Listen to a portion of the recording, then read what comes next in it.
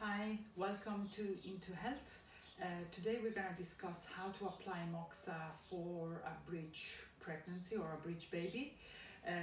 So first of all, I'm going to explain to you the moxa, then I'm going to show you how to do it, and then I'm going to give you a little bit of context on when and how and for how long. So this is the moxa. You've got different types of moxa.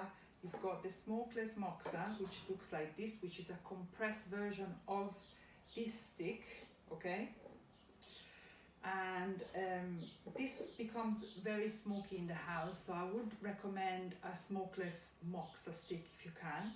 The downside, however, is that it's difficult to light up. So if you do not have a gas stove or a blowtorch at home, perhaps go for the smoky one, because with the tea light you can light it up, but it takes about 5 to 10 minutes and sometimes it's not the easiest way to do it. So try both. Maybe you can buy both, and then if you cannot get this going, then you use the other version, okay? So there's a few things that you need to have when you're doing the moxa. You need to have an ashtray next to you where you can tap off the ashes, because it's quite hot. So if the ashes fall onto you or onto the carpet, you can get burns. And this is what it looks like. This is the smokeless version. It comes into 5 sticks in one packet, which are individually wrapped. And the other ones looks like this. So there's 10 in a box, and 10 in a box, and then they come like this, and you light it up on one side, and you always light it up on the same side, same as the other one, okay? So I show you how to light it up with a blowtorch, and it's the same with the gas stove. So you turn the blowtorch obviously away from you, keep the safety catch on, and I'm rotating it so that basically I can get the flame on the whole part of the stick. Every now and again I pull away from it and see if it becomes red. Once it's sort of charcoaly all around, then you switch it off.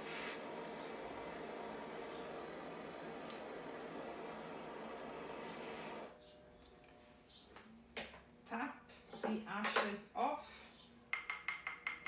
and then you're going to apply it. So it will be on the edge of the nails of the little toe, okay? And so basically around here, this spot here. And then as you apply it,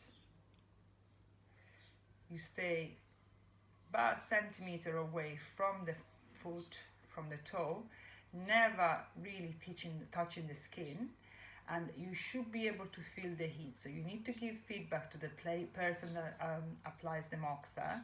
If you don't feel the heat, you tell them to go a little bit closer, obviously never touching the skin. If you feel too much heat, you pull out until you feel the heat and you can tolerate it, as you need to do it for about 10 minutes each side.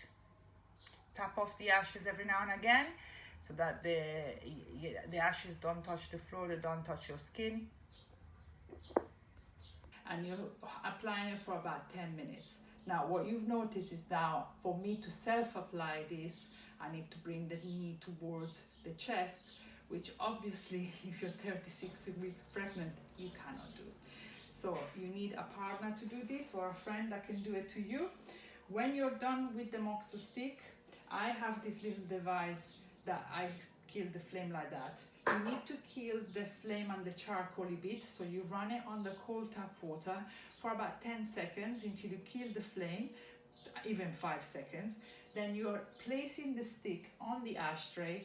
It will dry up by just the heat that it still generates, and then you can use it the following day, okay? So a few facts here. This method is best done between the 36th and the 38th week. Within this window frame, you can do the moxa and you can turn the baby. After the 38 weeks, there's not enough space in the womb for the baby to turn. So wherever the baby is on the 38th week, it will stay there, okay? The best way to do it and the best time to do it is first in the evening, because then you go to bed and you've got the best chance as you're relaxing that the baby will turn. Sometimes you feel it turning as you're applying the moxa. So if you go to an acupuncturist, obviously they will do it for you, but if you've got a partner or a friend, ask them to do it to you as you're lying down, allowing enough space and room for the baby to potentially to move as they're doing the moxa, okay? The best time is to do it in the evening, as I said, because then most likely you're either lying on the sofa or you're resting afterwards. What tends to happen though, if you're starting to do it on the 36th week, the baby has still got room to go back to the original position. They're a little bit lazy, so they tend to come back to the position that they preferred. So one way of making sure that you know if the baby has turned or not is familiarize yourself while the baby is on breech position where they're normally kicking, okay? So normally they're kicking sort of low down because the baby is upright. But you familiarize yourself, every mother is different, every baby is different. So you familiarize yourself where most of the time the baby kicks in the breech position, and so that if and when the baby turns and it starts kicking in a different position, you can tell that the baby has turned. Then you stop applying the moxa. If you then feel that the baby has gone back to the original position, you start applying the moxa again until you feel like the baby has turned again, and then you stop applying the moxa, okay? Every week, most likely you will still have a regular midwife or obstetric sort of visit where the midwife is going to check where the baby is, the position of the baby.